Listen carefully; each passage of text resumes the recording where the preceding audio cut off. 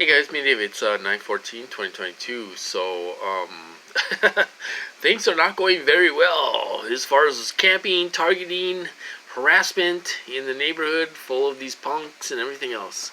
It's not going very well. I tell ya. I thought I was gonna have a good time camping.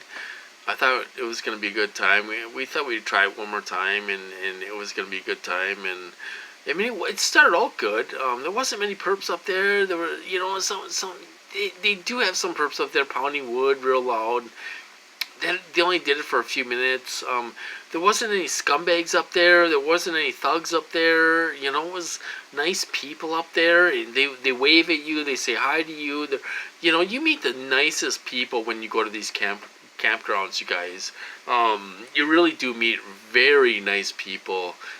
They're very polite and very nice to you. They say hi and bye and everything else. That's why I like going camping, because you really do meet nice people when you go camping. They try to turn everyone against you and all this stuff, and a few, people slamming their doors and all this stuff. They actually had a lot of empty campsites this time. Like I say, I'm surprised they didn't have a bunch of thugs up there. They didn't have any thugs up there. It was all nice people up there. It was bad on my part, for one thing. My phone charger didn't work. My phone died. I couldn't get reception. I tried getting on a call and so I could just listen to people, so I wasn't just sitting there by myself. I thought I'd try to get on a call and listen to people. I couldn't get reception at all, And then my phone died. My charger wouldn't work and stuff. And then I bought firewood. I couldn't get a fire started worth of anything. The newspaper I had in the paper that I brought was old. It was damp. It wouldn't burn worth of anything. I couldn't get the wood started at all. Usually I cheat.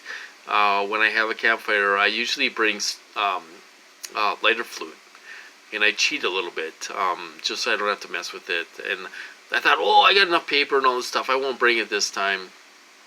Well, I should have brought it, because I couldn't get a fire started for my life. I was trying for over an hour. I couldn't get a fire started at all. And then my light went out. So I have a couple of lights, camping lights, and they went out. So I ended up paying over $10 for 4 AAA batteries at a gas station. It was unreal, man. I don't know how much they usually go for. That just seems really expensive for me. So we went into camp. We went into town twice. Town is about 3,000 people. They actually have a prison up there in that town. It's called Moose Lake, Minnesota. They have a prison there with pedophiles, pedophiles, where these guys belong. There's a pedophile prison up there. They're usually locked up for life, even if they did their sentence. If they're Schedule 3 pedophile, they won't get locked. They won't get out. In Minnesota, they're locked up for life, you guys. Even if they did their sentence, if they're high risk to kids or women or whatever, we keep them locked up for good. We don't let them out in Minnesota. We keep the pedophiles locked up for good, which they belong. That's where they belong. That's where these assholes belong too. They belong in that prison, because that's what they are. But I'll just tell you a little story. When what's his name? Oh, the governor of Minnesota, before we had this guy, Tim something.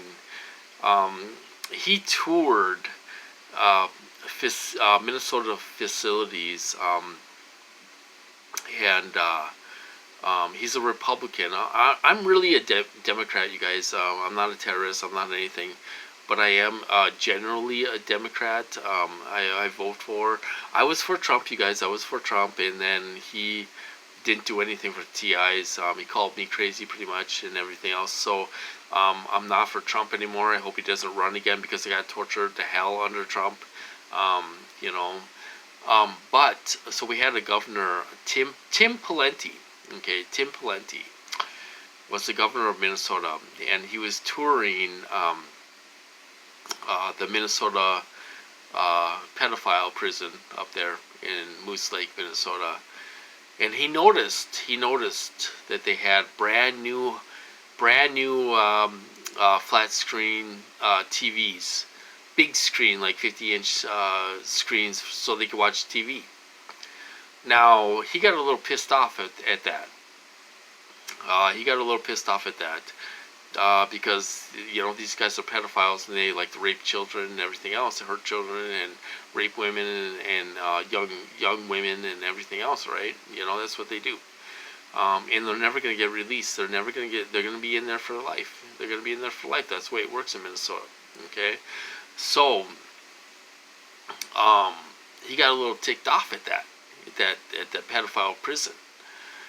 And he's like, "What? Why did you purchase brand new flat screen TVs, 50-inch for these guys?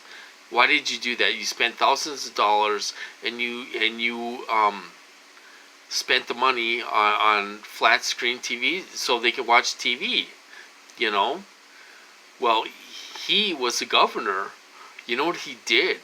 We have a Minnesota veterans nursing home up in Silver Bay, which I used to work at. I used to work at that when I was a young man. I was 19 years old.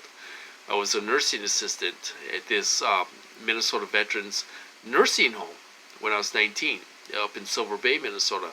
It's up the shore. It's up towards Canada. Okay.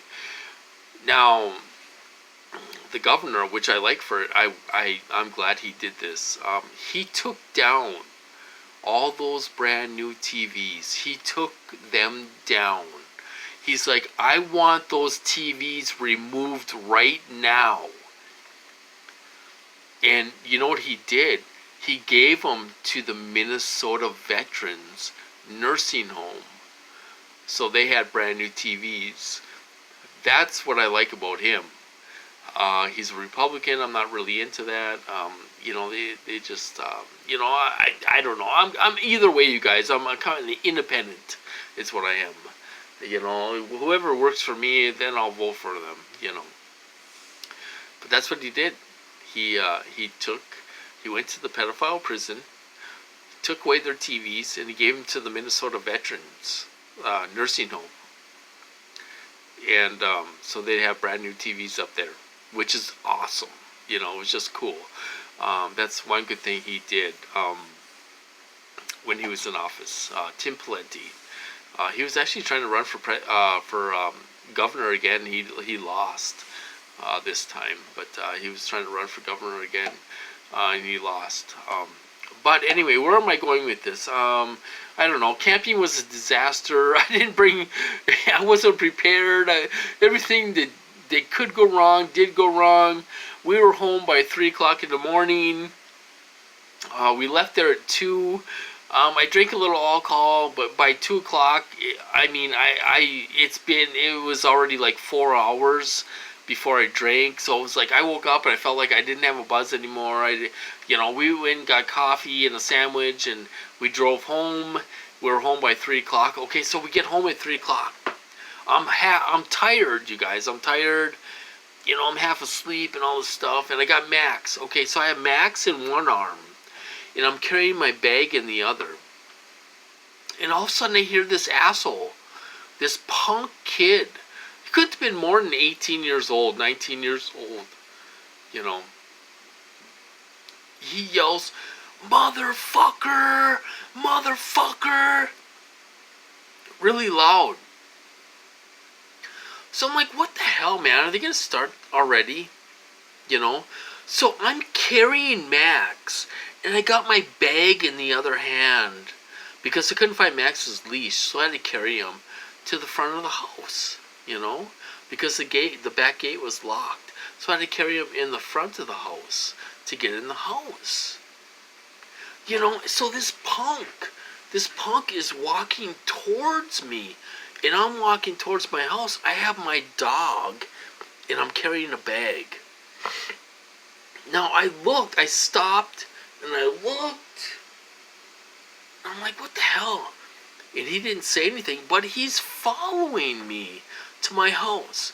So I hurry up, get the doors open because they were locked, throw Max in there, and then I come back out to see if he's still out here.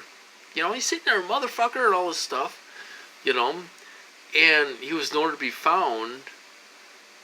But he was just a punk, half my age, over half my age, you guys. Now, I'm 49. They gave me a heart condition. I'm out of breath and I'm all this stuff. You got some young psychopath punk.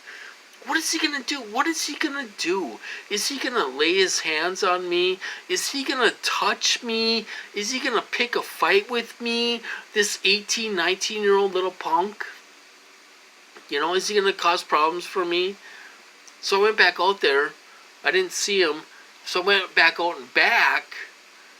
And I get a little cocky, a little arrogant when these bastards are out there.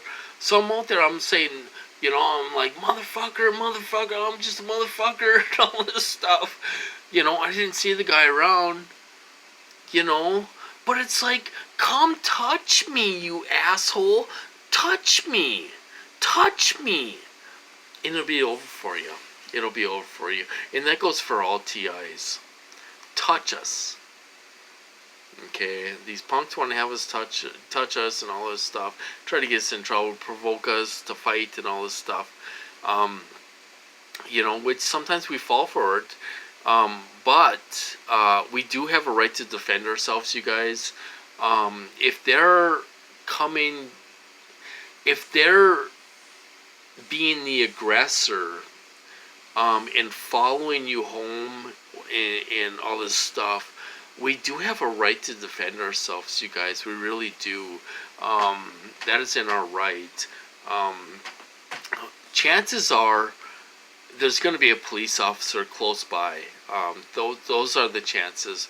Chances are there's going to be a police officer close by, and he will intervene. And, he'll pull up or whatever, and just say, "Hey, this guy called me a MFer," and I don't even know this guy. Never seen him before in my life.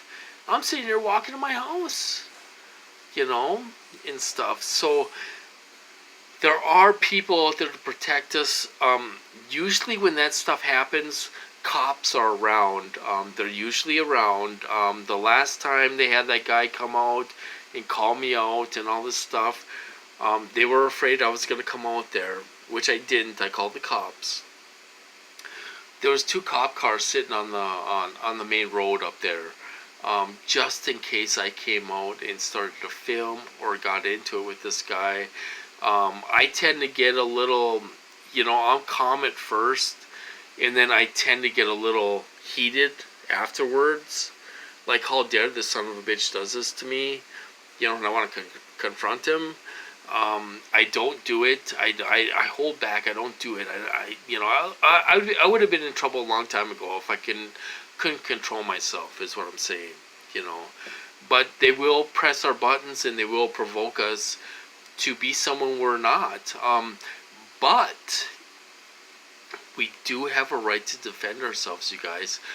But their goal is that they're gonna try to make you look like the aggressor. Okay, so they're gonna try to make you look like you're the aggressor, so you get in trouble and get arrested and everything else, which I don't think will happen. But that's what these idiots try to do. They try to make you look like you're the aggressor. Next door, there was a meth head on a motorcycle. Called me out. I was sleeping. I was dreaming about my ex-girlfriend, actually. And he comes outside, and he goes apeshit crazy. He's banging on garbage cans and all this stuff, calling me out and telling me to come over there, son of a bitch, come over here, you mother effer, and all this stuff. And that's what he wanted, so I would look like the aggressor, so, it made him look like he was defending himself. That's what these people will do, you guys. Would it ever get to that point? I don't know. I've been in that situation quite a few times where I felt like I was in the right to defend myself, and they told them to walk away, because I was ready to pound the hell out of a couple of these guys. They actually told them to leave, so we wouldn't get into it. If I got hurt, or if someone else got hurt, or if somebody got hurt, people die from being punched in the face, you guys. And, we had a bar fight a few months ago. The guy got in a fight. It was a fair fight and everything else. Got punched in the face and he died. The guy died. So, trauma to the head, or whatever, if we get punched, or if they get punched, or whatever, it can cause serious injuries, and it can be a big problem. You can get in big trouble for that. So avoid these guys, even if they call us a pussy, a coward, whatever. Tuck your tail in between your legs and don't mess with these guys. I know they hit us with rage, and it's hard to avoid that. They nail us with rage. They want us to attack these people, you guys. They want us to attack these people. That's what they want. They don't care about these people at all. They don't care about them, But we gotta try to avoid that at all costs. We can't be getting into it with these people. We gotta tuck our tail in between our legs and go in the house, and that's what we have to do. And they have done that several times to me over the years, many times, more than 10 times at least, trying to provoke me to attack these people. Some of them are pedophiles. They want me to attack, and stuff, and I'm like, I gotta go in the house. I can't help you out. I gotta go in the house, because they're hitting me with rage right now, and they can turn you into a fighter if they want to. They can turn you into a fighter if they want to, But they're doing that in the psych ward to me, provoking me with 3 different guys, all this stuff. And, I was ready to go, and they told them to walk away, walk away. So, if one of us got hurt, I think they would have a big problem on their hands. I think it'd be over for them, and stuff. But that's what they do in this program. So anyway, that's my night. That's camping. That's everything that's going on. Punks, everything else. So I'm going to cut this off. I hope you guys doing well, and I'll talk to you guys later.